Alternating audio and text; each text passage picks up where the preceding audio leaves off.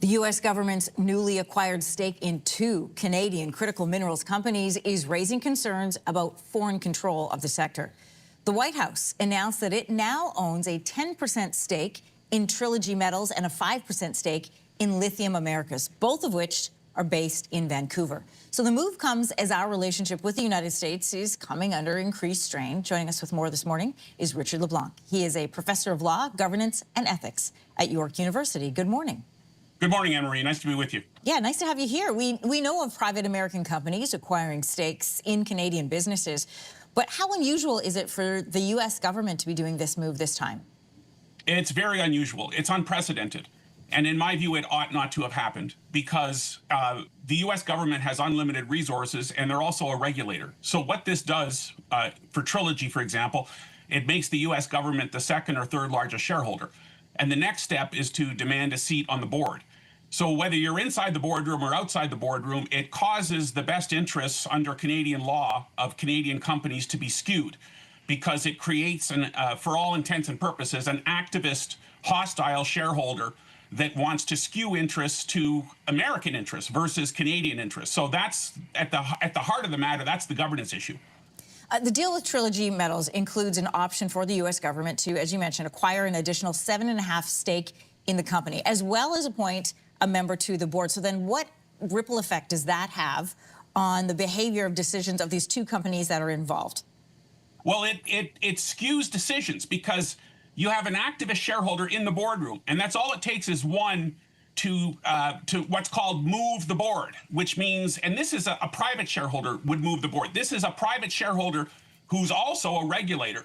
So it would significantly skew the interests of other Canadian directors to act with a view to the best interests of the company and of Canadian workers and Canadian shareholders and Canadian stakeholders. So as I said, it's unprecedented a governance move, and it's a rather stealth move because the Investment Canada Act was tightened up in March of 2025, 6 or 7 months ago, and it provided for best interest Canadian criteria, including national security, worker interests, and supply chains.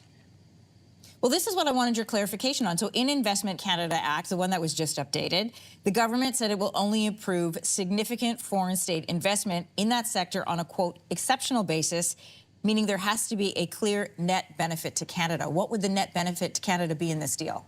Well, in my view, from a governance point of view, there is no net benefit. In fact, it's the opposite. So I'm rather surprised that this occurred to begin with.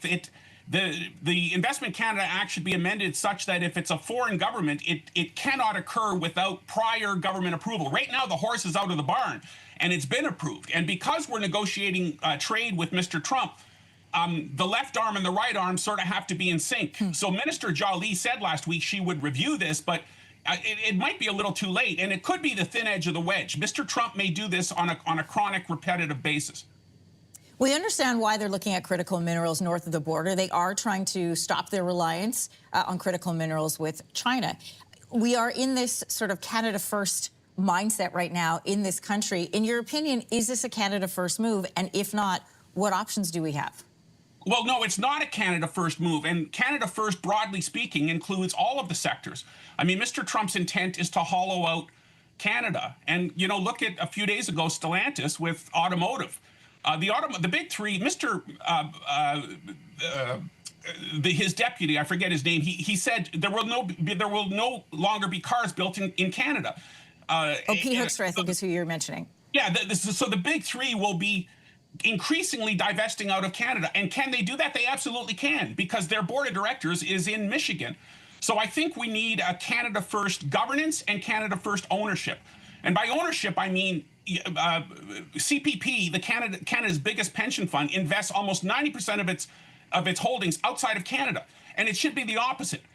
Canadian pension funds should be required to invest the majority in Canadian companies.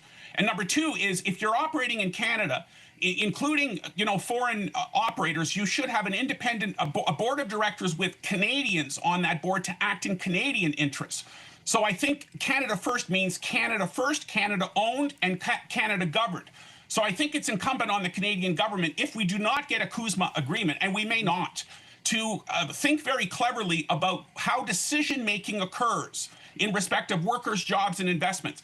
That's what's missing in the current climate and in the free trade agreement as well. Just really quickly, playing devil's advocate, this is a Canadian company, and if they are looking for the best possible deal for their shareholders, is this not considered a Canada First move in that it benefits a Canadian company? Well, it does, but it doesn't, because investments south of the border and jobs south of the border, and it introduces the skewedness and the unequal treatment of shareholders. So yes, in theory, it benefits Canadians, but I'll tell you, once you get an American super shareholder in that boardroom, and I've seen this happen with American directors, it's America first. So I think we also, and I'll close on this, we also need to rethink the portion of directors on Canadian boards that are resident Canadians, as opposed to directors from other countries, including, most importantly, America, as we divest and de-risk from America. Professor Richard LeBlanc, great to talk to you this morning. Have a great weekend. Thank you. You too. My pleasure. Bye.